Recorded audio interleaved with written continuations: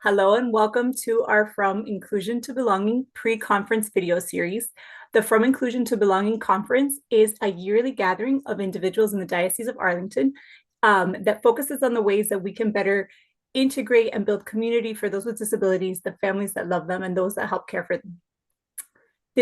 This conference is hosted by Porto Charities, which is a nonprofit in the Diocese of Arlington, dedicated to promoting inclusive Catholic education and meaningful employment for individuals with intellectual and developmental disabilities.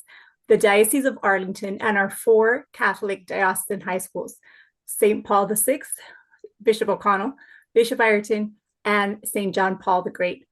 This year's conference is going to be held at St. John Paul the Great, and our theme is Building a Beautiful Life. So we're going to explore the many different ways that individuals with disabilities can build a beautiful life in our communities, how we can help them, and how we can be a part of that journey. So today we are having one of our video conversations that are going to precede the conference to really just discuss the ways that beauty can serve as that catalyst and that connection to facilitating an encounter between individuals of all different ranges of abilities. So today, I have with me Dr. John Immerwahr. He is Professor Emeritus at Villanova University. He's a professor of philosophy, and I had the pleasure of being his student many, many years ago. And that reminds me, my name is Carmen Chiapetta, and I serve as the outreach coordinator for Porto Charities. So thank you, Dr. Immerwahr, for being here with us today. Thank you. It's so great to be here and to see you, Carmen. You were such a great student and such a great person. I find you so inspiring. Well, thank you. Thank you. So you right now are retired from teaching philosophy, which you did for over 40 years at Villanova. Seems hard to believe. And we actually met 25 years ago, which seems even harder to believe to me. But now you're retired and you have a side gig, a couple of side gigs, actually. You're pretty busy in retirement as both a docent at the Philadelphia Museum of Art, and you have a YouTube channel. So could you tell us a little bit more about that? Well, first of all, I love learning. And so when I retired, I wanted to be involved in something that involved kind of teaching, presenting, but also learning. And I didn't really know that much about the arts, but I was in the museum once. Had got my students to do a museum project, and I saw someone giving tours. And I thought, this is for me. So I got the training to be a volunteer tour guide. And then in the pandemic, well, I didn't have any tours to give because everything was closed, but I started to make little video tours, which were very time consuming to make, but they're quite short. And that really sort of taught me a whole bunch of new skills and kept me in touch with the museum. And now, as you see, I've broken out and used videos for other things as well. And that's exactly what I want to talk about today is, I'm a subscriber of your channel, and just this past week, a ping came up, there was a new video, and I went to see it, and it was a little bit different from the usual content. So maybe you could tell us a little bit about what that video was and a little bit of how it came to be. Right. So I had a younger brother who died, almost 60 years ago in 1968. And he was it was a long story, but he became kind of a remarkable musician. And then now a couple years ago, after my parents died, um, at Villanova, you can dedicate a bench. So I dedicated benches to my father and my mother, and each bench had their name and a little quote. And then I dedicated a bench to my brother, Dick, we always called him. But I didn't have a quote, but I remembered an organ piece that he had written years ago. And I remembered the first couple of notes of it. So on the bench, I had them put the little notes there, which was kind of interesting. It's the only bench with musical notes. But since that time, I started thinking more and more about that piece and what it meant to me then and what it could mean to me now. So that's kind of the beginning of my story. And I was really moved by the way that you described, like, having memorized the piece, and then you started to talk a little bit more about your brother. And one of the things that you said was that in the video, you said that he was neurodivergent. And that caught my eye because, as you know, my son Alex has Down syndrome. And so, I've been immersed in this world for the last 5 years, really getting to know what it means to, think differently, live differently, have a disability in a society that is really set up for people who are able bodied. Um, and so I was wondering if you would tell us a little bit more about what that might have meant for Dick, and what did that look like for you all growing up? Right. So he really had a developmental disability. And also, it turned out he had a developmental ability, which I'll talk about in a second. But so it was very difficult birth. He was born at home, and that grew out of my parents' religious commitment, which I could talk about later if you're interested. But and in my parents, there was a rule that you never talked about anything bad or evil or a problem. So I had to reconstruct what happened. But I think in the birth process, he suffered either oxygen deprivation or some kind of trauma.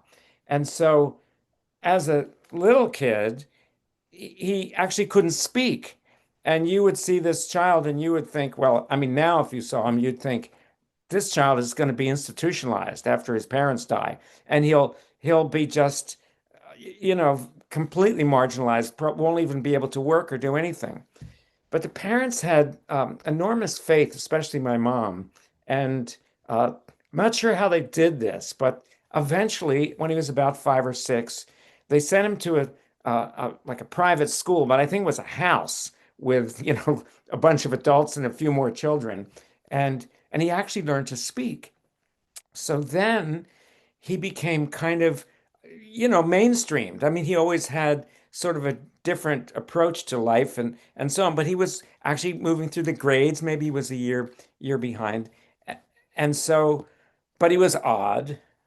And so then, well, I'll come back to maybe interrupt myself for a minute here. But so my first experience of him was first as a child who could not even speak. And I talked to some speech therapists later, and they said if a child can't speak at age 5 or 6, he will never speak.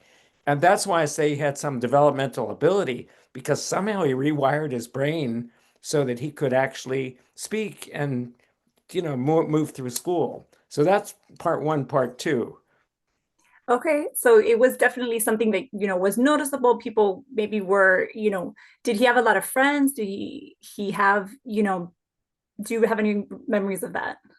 Well, the first thing I would have to say is that, and I suppose a lot of people are like this, but uh, my parents were in, it's not exactly a cult, but a weird religion. One of my brothers was actually incarcerated in prison. He really liked cars. He still likes cars, actually, but now he doesn't have to steal them. And so I wanted to be just a normal little fellow. And a funny thing, in the baby boom, my parents were quite a bit older than most parents. So that always seemed weird. I had these old parents. I had a brother in prison. I had a developmental disability child. And he was not a social person. He did not have friends that I was aware of, but also I was not very aware of him. In other words, like my other brothers, I was very close to them. When the one got out of prison, we worshiped him. He was so great. He was a big, huge guy. He had motorcycles, and then he could have them legally. But so I just wasn't very close to him. And I don't think I was a mean brother. I might have been a few times, but more it was kind of indifference, I would think. So that was the perception of him as a child. And then you say that he kind of grew into his own. He was able to, develop these amazing abilities as Well, he yeah. grew up. So maybe tell us a little bit more about that. So now he lived to be 20, right? And so the last quarter of his life, those 5 years, I was in undergraduate at graduate school, and I was never home for more than a week or two. I always had some great. It wasn't that I didn't like being home, but I always had some great program. I had a job with Boston Symphony. I went to Germany. I studied Greek, all kinds of things. And so I didn't really see him in those years.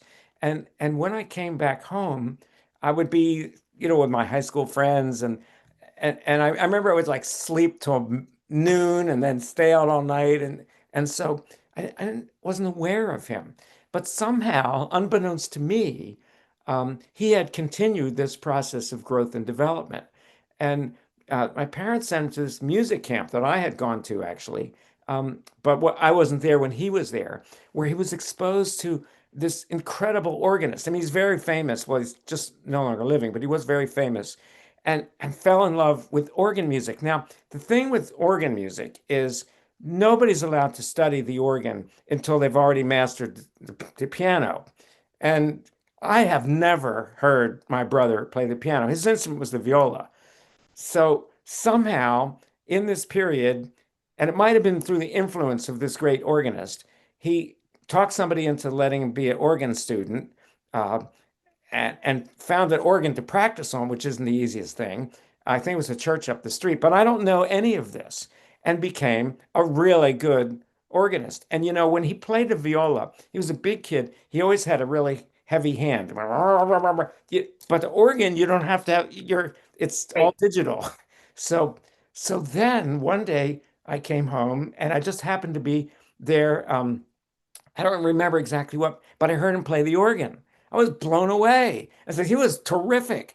And then I was at this forum for young composers and I heard a piece he had composed. So this was my revelation. And then very shortly after that, he died. He had kind of a aggressive cancer that was curable in those days, or incurable in those days, but apparently is today. So so I had just this brief window on this beauty that he could master. Uh, so I always regret that how clueless I was and how well anyway how uninvolved I was. It's been difficult to bring that up, but we'll get into that later maybe. Well, and so I'm curious, you know, you mentioned also that when you heard this piece, it helped you see a different side of your brother. And Yeah. when you actually were able to get it, I guess I'm jumping ahead a little bit in the story here, and I just invite anyone who is watching this to go to the show notes, go to the links below, and actually watch Dr. Immerwahr talk about putting this together. But we'll get a little bit of it here. You went back and you recreated this piece. So what happened was after he died, my parents were so distraught that my dad changed his job. They moved to India and they were there. And this was a great thing for them because, as you know, parents they lose a child, it's terrible. But they created a whole new life and they sold the house. Uh, but just before they left, I was, went to spend some time with them and I saw the music for this piece on the piano. So I started to play it. I didn't have the pedals, but I could play the keyboard. And I thought, this is really great. I was playing this, playing that. And then, but I wasn't thinking the future, what's going to happen. The next thing I know, the parents have packed up the house and that music is gone. So, but I always remembered a little piece of the music. And I put that on that bench. Uh, but then I thought, could I get a composer to help me recreate the piece? And I thought, no, that's not going to work. That's impossible. But then I said, no, I think I can do this. And a music professor at nearby university said, yeah, I have a person who can do this for you. Maybe talk to him. Actually, I was originally going to have it done by artificial intelligence. And he said, no, no, I'll do it myself by hand, so to speak. But, and I quoted a ridiculously low price. And I said, yes. And so then created the music. So that was kind of the easy part of the journey. So I had the music, and the way you compose music today, you do it in the computer, and the computer plays it back. And then I had another former student of mine who's is a professional musician, and he managed to have it played back on a monster organ. So if you see it, you should be wearing headphones or playing on a big stereo because it's so resonant. Anyway, so that was the easy part.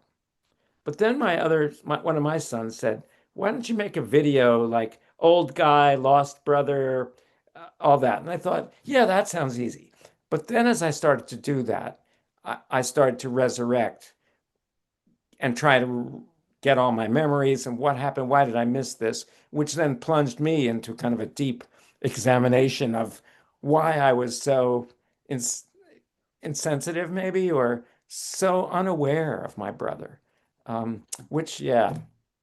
Well, and I think maybe that's where I want to talk a little bit about that because I think there's a lot of factors that go into, why we might feel a little bit alienated from someone with a disability or someone who's different from us. And I think a lot of it is cultural. And there's a lot that, like, philosophically, we believe as a culture about how we should be, who we should be, what we should look like, what, normal is, that I think really impacts a lot of these relationships in a way that I think is changing today, but maybe wasn't available to you at that time. And so, I mean, maybe we can talk a little bit about that. Go back to the classroom. I guess I'm the one asking the questions now. but really, like, kind of maybe drawing a little bit on the philosophical tradition and what we know, about even, today's culture, the expectations that people have for a certain degree of perfection or ability.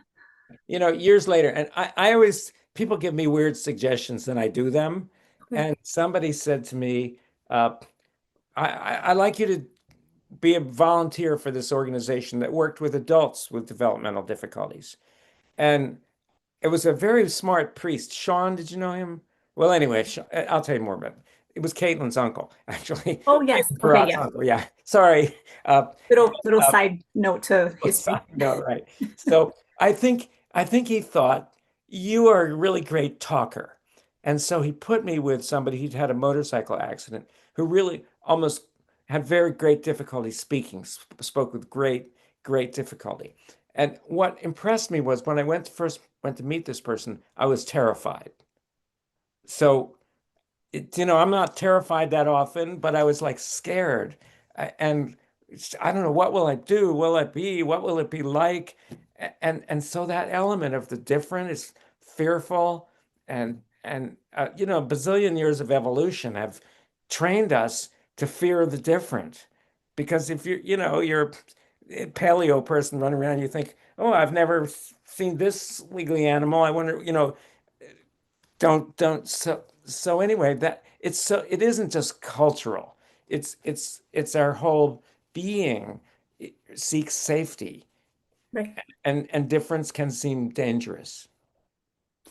I think you're right, and I think even as a parent of a child with a disability, there's that difference is a lot of where the fear comes from. This raising of this child is going to be different. This child's experience in the world is going to be different, and so you don't have that safety net, like you said, of the group or the herd, or everybody that lives in the cave that's the same, or that can Yeah. hang out with you.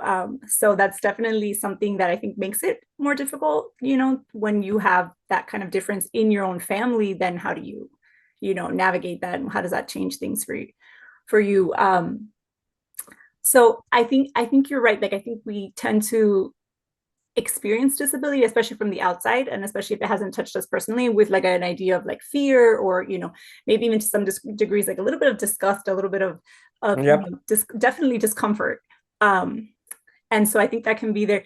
And I think that was one of the things when I was watching the video that you did about your brother's music, was about the joy that you heard Yeah. in his music. And so I'm going to try and play a little bit of it here, and then see if we can maybe transition to talking about that joy, and how joy and beauty can be that link, really, to like Yeah. connecting people past this, these initial feelings of discomfort. So let's see if it works.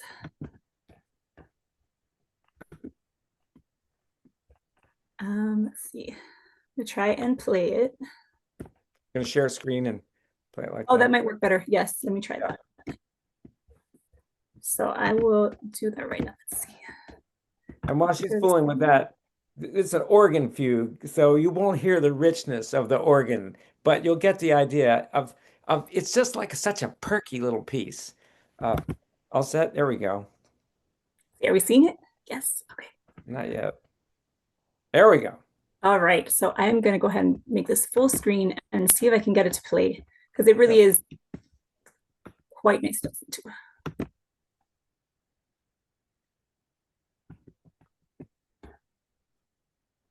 I don't think it's working. Oh, there it is.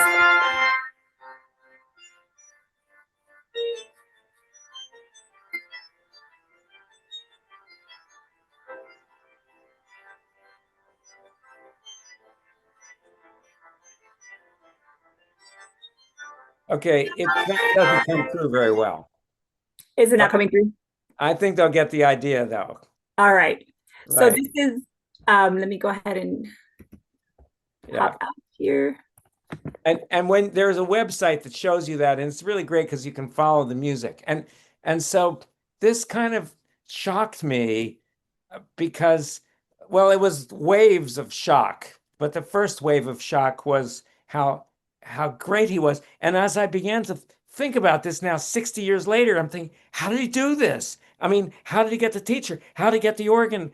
What did he do? Uh, but then as I got into it, I thought, wow, this piece is really happy. It's like a dance. So, oh gosh, a lot of a lot of things to discover. And discovery is, do you know this a phrase that I use? It was painful in a good way. Do you know?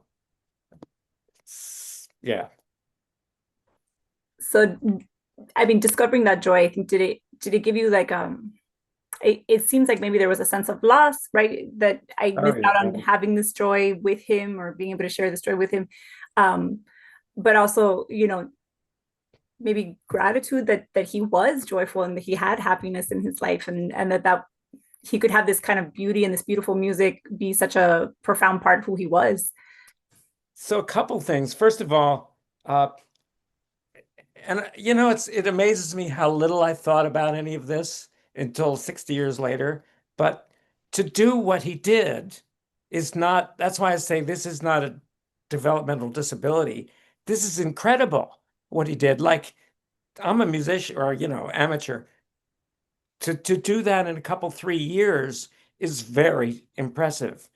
And so I'm thinking this young man was kind of a genius, that he, on top of his disability, he could be so incredibly impressive. And so then I think, what an adult he would have been. I can't even imagine that would be like, but so interesting. Weird, maybe, but then he might have rewired that too. I think he actually developed his social skills because um, my parents, they were really great with this. So back, I think they still have this. There were organ tours of Europe where you went and played on all the famous organs that Bach had played. And they sent him on one. Amazing. Now, he would have been 18 or 17, no, 18 maybe. And so all the other people would be adult organists. First of all, they probably spent every night in the bar. Uh, but um, he came back and he had like 18 friends, all of whom were twice his age. So, yeah. So And there's a lot of what grief of what never I never would have seen. What it would be like to have him around today? I mean, and it seems like you would have had a lot to share, especially with the Oh, music. And I mean, he would have had a fan, I feel like, for sure, in his oh brother. yeah. A Yeah, hundred I love what he was doing. a Yeah. 100%. And I think just even in that, right? I mean, maybe he didn't have a whole range of social skills, right? Or maybe before even that Oregon tour, he didn't have maybe a lot of close relationships, but in finding that thing that he loved, right? He found other people who had a similar interest or affinity, and then that became the basis for the friendship, the relationship. And I think maybe that's one of the things that, especially in light of this conference, I feel like really is something to be looking for and drawing out, right? What is it that we can find that's a point of connection with others, and where can, is it music, is it art, is it movies, even what is it, sport, what is it that we can use as a point of connection, no matter what our differences are, to really kind of grow and develop who we are, both as No, able-bodied people, but also people with disabilities or different abilities. people think childhood is fun. Or I was okay, but adulthood is much more fun Yes. because you're no longer trapped in the same set of expectations. And so a person who's odd, I mean, there are a lot of very successful odd adults, with outside. Now maybe people in schools are more tolerant. They couldn't have been less tolerant than than when I was a kid. But when you're older, you can find people, as he began to do. And he would have had a rich life, I'm sure. Uh, he was also a pretty good student. He was a science student when he died. So what a tragedy, but how the expectations are hardest, I think, on children. You know, parents, everybody wants you to be to fit their model or something. I don't know what they. You are great, by the way, with your kids. Oh, To thanks. accept them so much as they are. Yeah. Well, I mean, I think we do have it easier in that regard. I feel like there's more ways to be for our kids today. There's definitely like a bigger acceptance, and um, we have had like we've had good role models, and that was something actually that I feel like at Villanova they did really well, which was to find out like what was each student good at, kind of get to know them and help them develop as people. So I think I brought a lot of that to my parenting, but thank you. I appreciate that.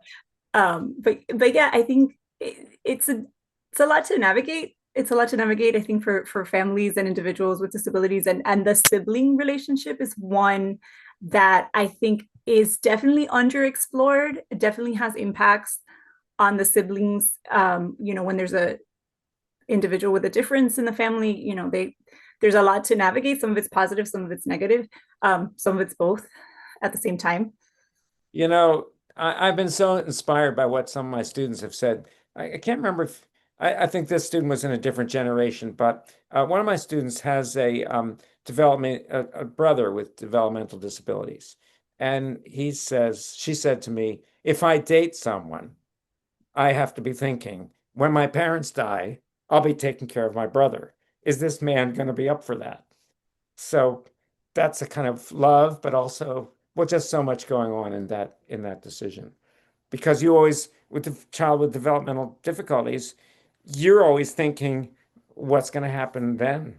So Yeah, no, I mean, and it's definitely something that, I think about for my kids and even nephews of ours that also have developmental disabilities, like where this is a lifelong commitment for the family, and it's, an engagement that affects all of us, in really, positive ways. sure. It's something else Yes. to consider, right? And honestly, I think about that for my own kids. They're gonna have to have those conversations when they're dating and when they're thinking about, Yeah. future life partners. And I like to think that it will be a positive at the end. If you're able to find someone that accepts this, those should likely be a good partner, good life person to journey with. Um, We all know that it's through giving that we grow. Uh, it's they do this experiment. They give people $100 and they say, half the group they say spend it on yourself and spend it on somebody else. And the spend it on somebody else people come back saying, this is the greatest day of my life. And the other people say, I went to J. Crew. right. And now you have this sweater, and like, okay, great. The sweater Yeah. makes you happy for 5 minutes, right? And then the joy that you can when you invest in somebody else, right? And it's that investment in someone else. And I think having a child, or investing in people who have developmental disabilities, or any kind of disabilities, there's there's a bigger return that Yes. comes from it. But I think so much in life, the best things of life are when we can overcome our resistances and overcome our tendencies. So we have a tendency to fear the new, fear the different. When we can overcome that, that's when we encounter the new. Uh, and there's a book called Thinking Fast and Thinking Slow or something like that. But fast thinking is when you form a quick judge, usually a judgment, and slow thinking is when you move through but often to a higher truth. And so that's all this is about, seems to me, that which I didn't have, which was when I was a child. It only took me 80 years to get the idea. But at least I got there. And No, it's given me so much joy. I mean, I've gotten so much good out of this process. And I attribute it to my son who said, tell the story. He didn't know how difficult the story was going to be, but and he didn't have to do it. but it was, and I had been resisting thinking about any of that because it made me uncomfortable then. And I think people said, I didn't know you had a brother. So he was like, had been blotted out in a way from my memory. And here I am. Yeah. Yeah. And I think I honestly think this is the best way that we could lead this story right now. And I think the story is definitely going to grow and continue. And I'm glad that it gets to be a part of, the story of this conference. But that idea that we need to do the slow thinking. We Yeah. need to counter those tendencies that we have, maybe to be afraid and to be fearful, and just go ahead and take that first step, no matter how difficult it may be, no matter how much of the journey, you know, might require of us, but that it's worth it. Great. Thank you so much. Oh, thank you.